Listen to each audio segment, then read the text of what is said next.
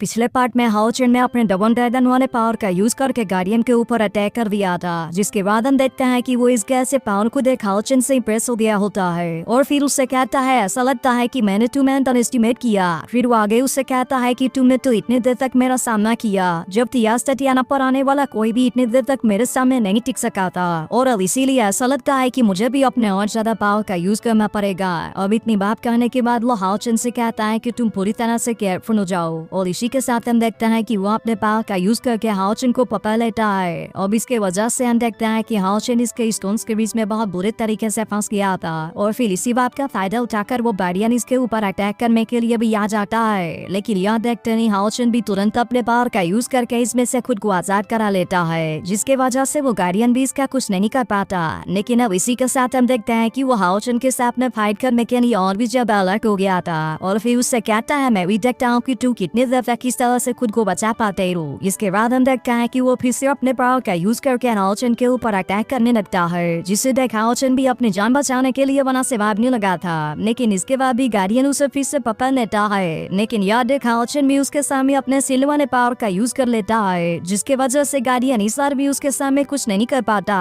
लेकिन इसके बाद भी अब देखते हैं कि वो गार्डियन इतनी आसानी से हाओचन का पीछा नहीं छोड़ने वाला था, और वो फिर से इसके ऊपर अटैक करते हुए उसके पीछे जाने लगता है। तो इसे देख हाओचन कहता है ऐसा लगता है कि मैं केवल इसी तरीके से उससे नहीं बच पाऊंगा, इसीलिए मुझे किसी भी तरह से उसके नजदीक में जाना नहीं होगा, ताकि इस तरह से मैं उसके ऊपर अटैक करके इस टेस्ट को पास कर सकूं। इसके बाद हम देखते हैं कि हाओचन गार्डियन का सामना करने के लिए पूरी तरह से रेडी हो जाता है, और फिर लोग तुरंत अपने लाइट पावर का यूज करते हुए इसके ऊपर अटैक करने लगता है। लेकिन इस पर गार्डियन उससे कहता है कि यह तो पूरी तरह से बेकार है, और इस तरह से तुम कभी भी मेरे डिफेंस को नहीं तोड़ पाओगे। लेकिन तभी इसी वक्त हम देखते हैं कि हाओचन इसके डिफेंस को तोड़ जाता है, जिसके बाद वो गार्डियन हाओचन के ऑरा को देख पूरी तरह से हैरान हो गया था, और फिर कहने लगता है कि यह तो बहुत ही सुम लाइट ऑरा है, और अब इसके वजह से उसे समझ में आ जाता है कि यह तो असल में लाइट सन है, और इसके बारे में जानकर वह पूरी तरह से एक्साइटेड हो गया था। और फिर वो हाओचन से कहता है अगर मुझे पहले पता होता कि तुम असल में लाइट सन हो तो फिर तो मैं तुम्हें इस टेस्ट के लिए बिल्कुल भी नहीं कहता, और मैंने अपने स्टेशन फर्नेस को तुम्हें इसी तरह से दे दिया होता।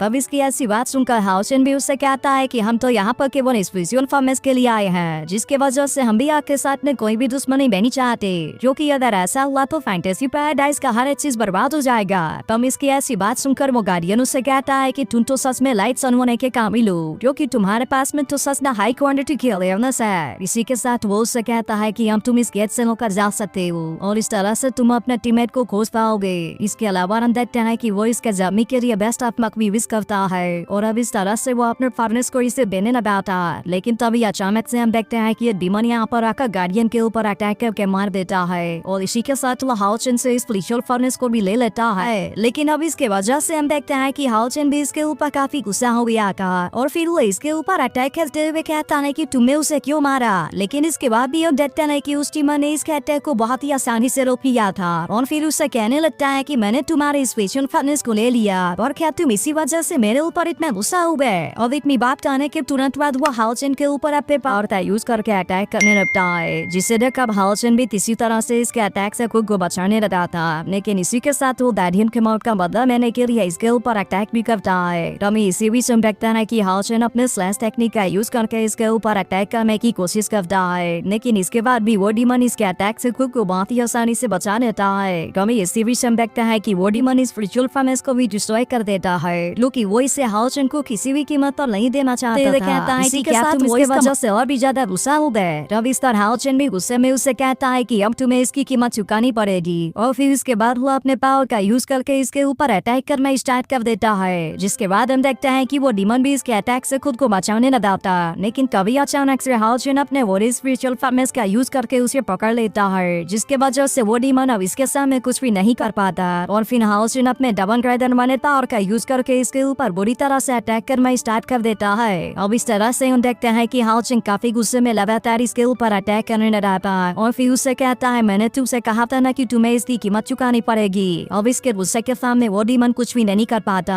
और हाओचन उसे मार मार कर मना कर देता है। लेकिन कभी वो डीमन भी उसे कहने लगता है कि अब अटैक करने की बारी मेरी है, और फिर इतनी बात कहने के बाद वो अपने अंदर से किसी चीज को हटा देता है, जिसके बाद हम देखता है कि अब अचानक से उसकी पावर बहुत ज्यादा बढ़ गई थी, और फिर वो हाओचन को धमकी देते हुए कहता है कि अब तू मेरे सामने कुछ भी नहीं कर पाओगे। तो इसे देख हाउचन भी अपने डिवाइन स्किल का यूज करके इसके पावर को रोकने की कोशिश करता है, लेकिन वो इस कैंसर पावर के सामने कुछ भी नहीं कर पाता। मदर अमू से पता चल चुका था कि यह तो असल में लेवल 7 मानी पावर है, इसीलिए वो हैरान होता है कि अगर वो लेवल 7 में है तो यहाँ पर कैसे आ रहा, जो कि फैंटेसी पैराडाइज के रूल के अनुसार तो यहाँ पर केवल लेवल 6 वाला नहीं आ सकता है। तो इसे देख वो डीमन भी उससे कहने लगता है कि क्या तुम्हें इसके बारे में पता चल गया। इसके बाद वो उसे कहने लगता है कि यहाँ असल में डीमन सील है, जो कि डीमन के ब्लड लाइन में होती है, इसीलिए हम इसका यूज करके अपने ट्रू लेवल को बहुत ही आसानी से छुपा सकते हैं, और इसी वजह से फैंटेसी पैराडाइज भी इसके बारे में डिटेक्ट नहीं कर सकता। तब इसके बारे में जानकर हाउचन भी इस बात से पूरी तरह हैरान हो जाता है और फिर कहने लगता है कि अगर वे सभी हु के बियॉन्ड वाले पावर का यूज कर सकते हैं तब तो इसका मतलब है कि यहाँ पर आने वाले सभी लोग काफी बड़े खतरे में हैं। और फिर वो उस डीमन से पूछता है कि आखिरकार तुम यहाँ पर करना क्या चाहते हो। तब इस तरह डीमन उससे कहता है कि अब तो हम यहाँ पर हंटिंग गेम खेलने वाले हैं और अब इसीलिए तुम।